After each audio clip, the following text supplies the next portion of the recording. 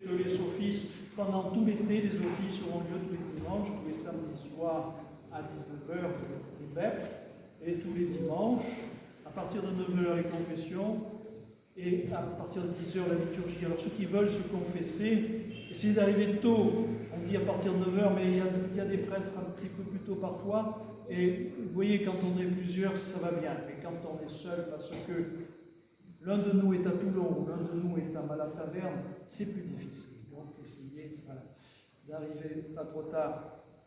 Et je voulais vous dire d'avoir beaucoup de patience et beaucoup de discernement, en particulier dans ces temps-ci, avec la tension qui monte partout, avec l'été qui fatigue, avec lequel on a moins de patience que d'habitude, où nos défenses baissent, où on se laisse aller, et on se laisse aller parfois un petit peu d'emportement, de réaction. Évidemment, on voudrait que le monde soit beau, que le monde soit bon. Nous avons eu la chance de vivre ces dernières décennies un monde en paix. La terre était presque le jardin d'Éden pour nous. Et puis voilà que les choses s'aggravent. Apparemment, elles n'iront pas dans un temps prochain en s'arrangeant. Et le bruit de la guerre s'approche de nos portes. Et tout ça, bien sûr, ça a tendance à nous révolter. Mais si vous regardez l'histoire du monde, si vous regardez l'histoire de la France, si vous regardez l'histoire du monde, ça a été une succession de périodes de paix, puis de guerre, et puis de guerre, puis d'invasion, de réinvasion, de guerre encore, de paix encore. Et combien de souffrances de martyrs, combien de souffrances de morts inutiles, de morts de toutes sortes. Toutes les morts sont inutiles. Il n'y a aucune mort utile. Une mort provoquée, bien sûr. Il n'y a aucune mort provoquée utile. La guerre provoque des morts. Et cela nous révolte. Et en particulier en ce moment, on a tendance à vouloir prendre les armes. Et c'est de ça que je veux vous prévenir. Attention, le piège de l'ennemi, il est là. Le piège de l'ennemi, il est là, de nous provoquer pour entrer dans la danse. Non, là, nous perdons tout. Si nous entrons dans la danse de la guerre, de l'attaque, de la contre, même si nous sommes pleins de bonnes intentions. Souvenez-vous, l'enfer est pavé de bonnes intentions. Nous perdons notre âme.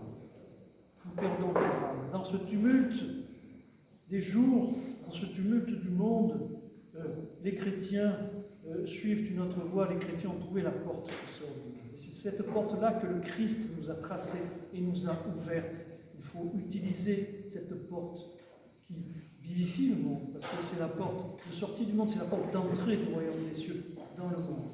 Et notre place de chrétien, notre rôle de chrétien, c'est de nous tenir dans cette paix divine. C'est de nous tenir dans la prière. Parce que le diable n'aura d'autre contentement que de nous voir partir en guerre. Je ne dis pas ça pour condamner les militaires. Non, ça nous concerne, nous chrétiens. Notre guerre, elle est intérieure contre l'ennemi qui veut nous distraire de la prière. Au contraire, dans ces périodes-là, il faut renforcer la prière. Renforcer la prière, avoir de la compassion, pas avoir de la haine et de la revendication, quelles que soient nos bonnes intentions. Ne pas laisser la haine, d'une quelconque façon, pour une miette, entrer dans notre cœur. Nous devons prier. Nous devons prier pour les persécutés, prier pour ceux qui souffrent, mais nous devons prier aussi pour ceux qui persécutent, pour les cœurs endurcis. Nous devons surtout prier pour les cœurs endurcis. Umierci, Gospodi, zlir serca, zlir serca, umierci, Gospodi. Attendris les cœurs purs, Seigneur, attendris les cœurs purs. Nous devons prier pour la conversion des méchants, et pour que tout un chacun et tout homme vivant dans ce monde et dont la vie est très courte, notre vie c'est une étincelle, à peine dans l'histoire du monde. Que va peser notre vie dans l'histoire du monde? Il se.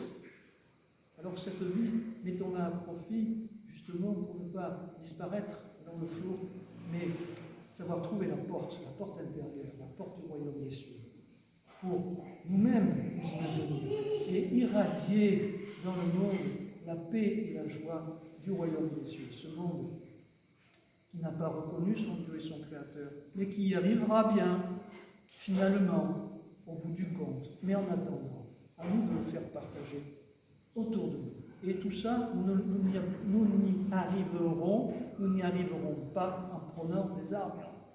Nous battons.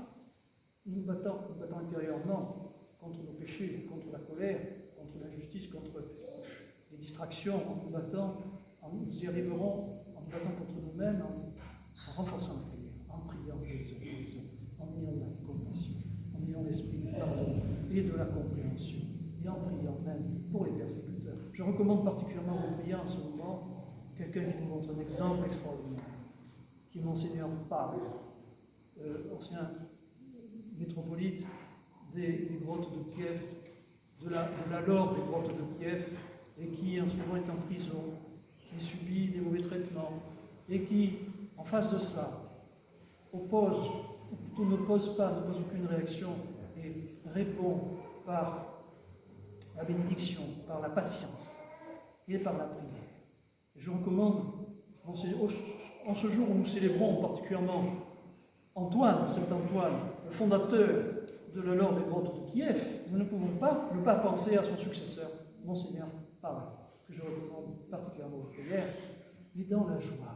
N'ayez pas peur, ne nourrissez pas la haine, la revanche ou la peur dans votre cœur.